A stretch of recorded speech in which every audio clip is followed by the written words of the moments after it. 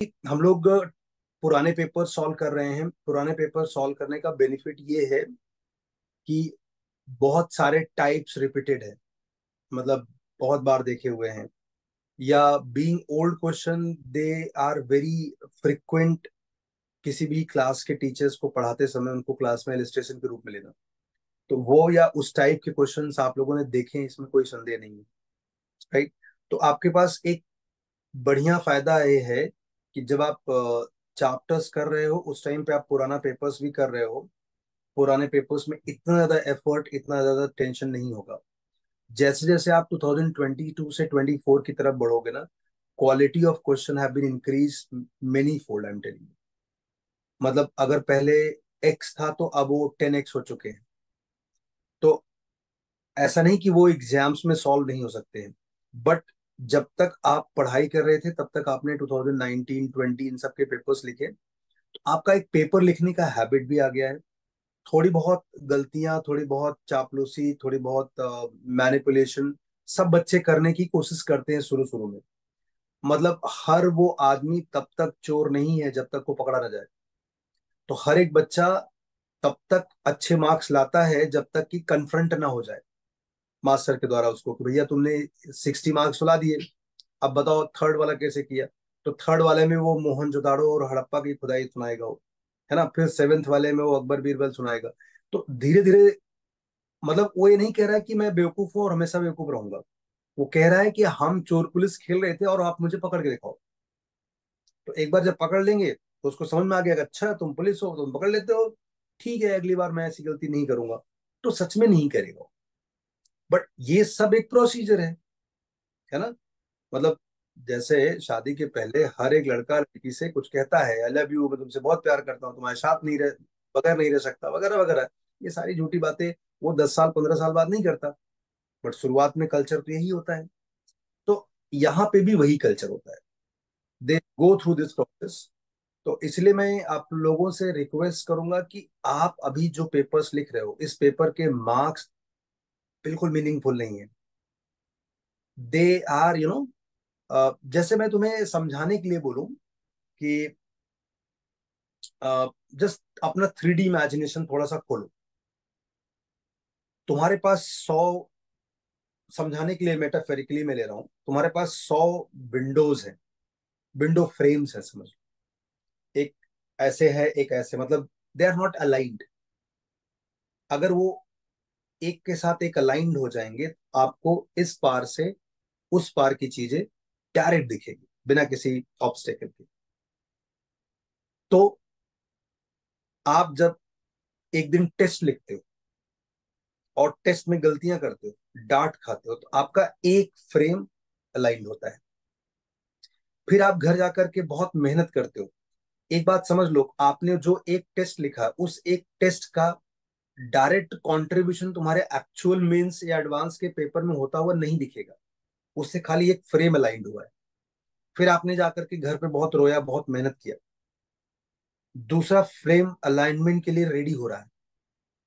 फिर से आपने कुछ और टास्क किए। तो एवरी डे योर, मतलब हर रोज आपको इस पार से उस पार नहीं दिख रहा है। हर रोज आप काम करके फ्रस्ट्रेट हो सकते हो अगर आप इस बात से अनभिज्ञ हो कि मेरा टारगेट क्या है। क्योंकि हर रोज आपका दो तीन, एक फ्रेम, दो फ्रेम, तीन फ्रेम अलाइंड हो रहा है, आपको रिजल्ट इस पार से उस पार तक आता हुआ नहीं दिखेगा।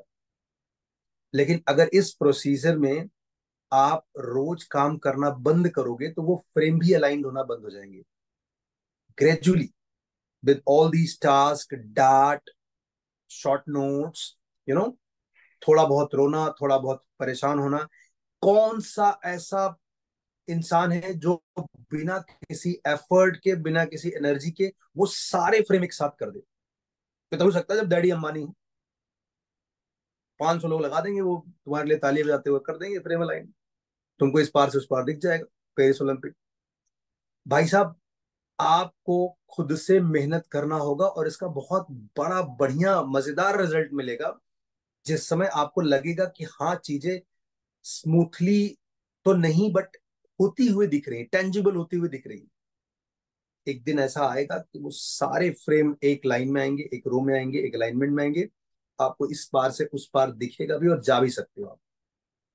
ये है डेली के स्ट्रगल्स। और इसको स्ट्रगल नहीं बोलना चाहिए, इसको हसल बोलना चाहिए। आप स्ट्रगल स्ट्रगल बहुत अलग चीज होती है भाई। भगवान ने करे आपको कोई एक शरीर का अंग काम नहीं कर रहा है और आप उस काम को करने की चेष्टा करते हो, बहुत लोग करते भी हैं, सलाम है उनको, वो स्ट्रगल है। ये हसल है, तुम सही तरीके से नॉर्मल पैदा हुए हो, तुमको हर रोज काम करके अपने उस टारगेट को देखने लायक फ्रेम को अलाइनमेंट देना है।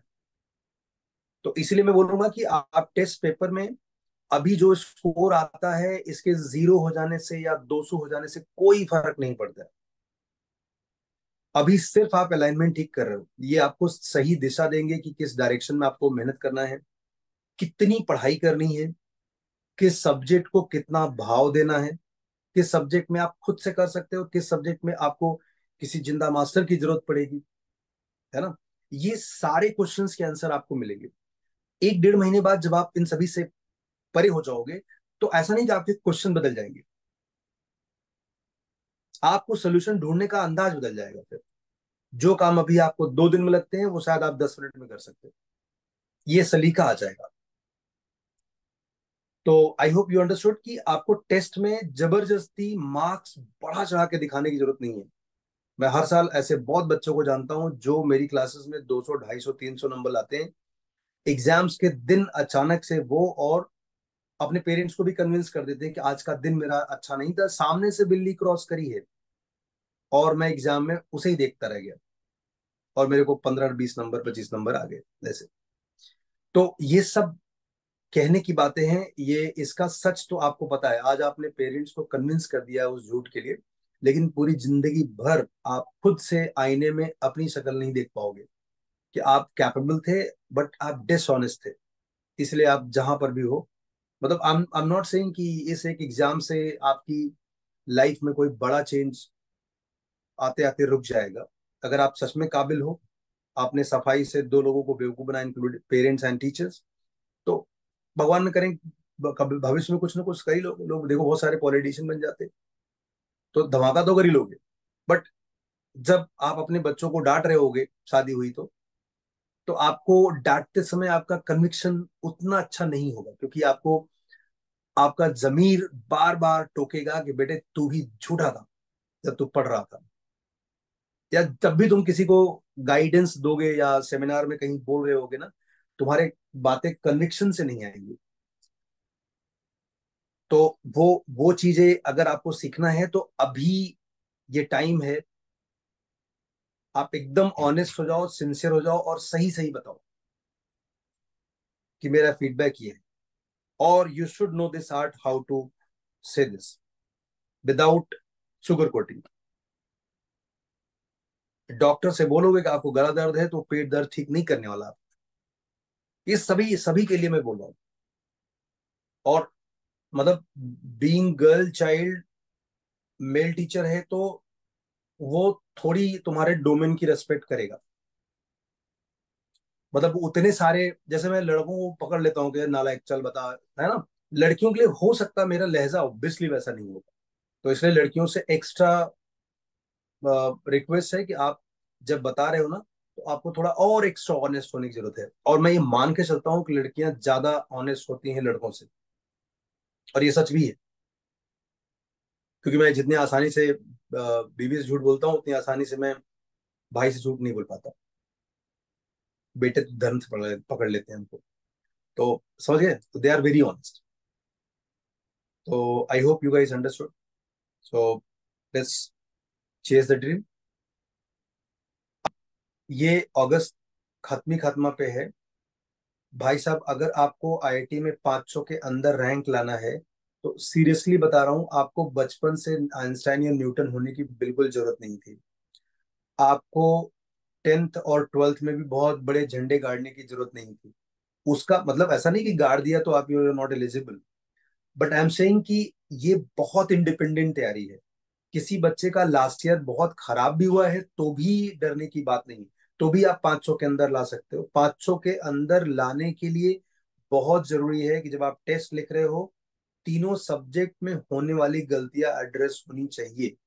और उसका निवारण, उसका सोल्यूशन, उसका रिपेयर वर्क ये टाइमली होना चाहिए, या एटलीस्ट डॉक्यूमेंटेड होना चाहिए कि ये इन इन चैप्टर्स में इन इन जगह दिक्कत है। ऑब्सेशन होना चाहिए पेपर लिखने की। मुझे बहुत खुशी है कि आज आप लोगों ने वीक में दूसरा वाला पेपर लिखा, और मजा आया देख करके वो। और आप लोगों को ये जज्बा होना चाहिए कि मुझे जिस रेट से अभी काम कर रहा हूँ थोड़ा और रेट बढ़ाना है इसको। जिन लोगों ने अच्छी ईमानदारी दिखाई है और आगे भी दिखाने का जज्बा रखते हैं, मैं प्रॉमिस करता हूं कि आप आने वाले टाइम में किसी भी एक चैप्टर को मुझसे 1 to 1 रिवाइज कर सकते हो। आप मुझे चैप्टर का नाम बोलना, मैं आपको 10 मिनट में रिवाइज करा दूंगा, बिकॉज मुझे पता है कि तुम्हें क्या नहीं पता है, और मुझे ये भी पता है कि बच्चे क्या यूजुअली भूलते हैं, है ना। तो ये गिव एंड टेक होगा। तो अगर आप टेस्ट अच्छे से लिख रहे हो और आप अच्छे से हाईलाइट कर रहे हो और हर एक अगले टेस्ट में पिछले टेस्ट से प्रोग्रेसिव बन रहे हो, मेरे तरफ से आपको ये गिफ्ट मिलेगा। आप मुझे 10 मिनट फोन कर लोगे खाली कि सर मेरे को बाइनोमियल थ्योरम रिवाइज करना, 10 मिनट फोन पे रिवाइज करा दूंगा आपको। ठीक है, बिकॉज मुझे पता है कि तुम्हें क्या नहीं पता है, मुझे पता है कि तुम क्या भूल जाते हो, तो सब कुछ रिवाइज करने की जरूरत नहीं पड़ेगी।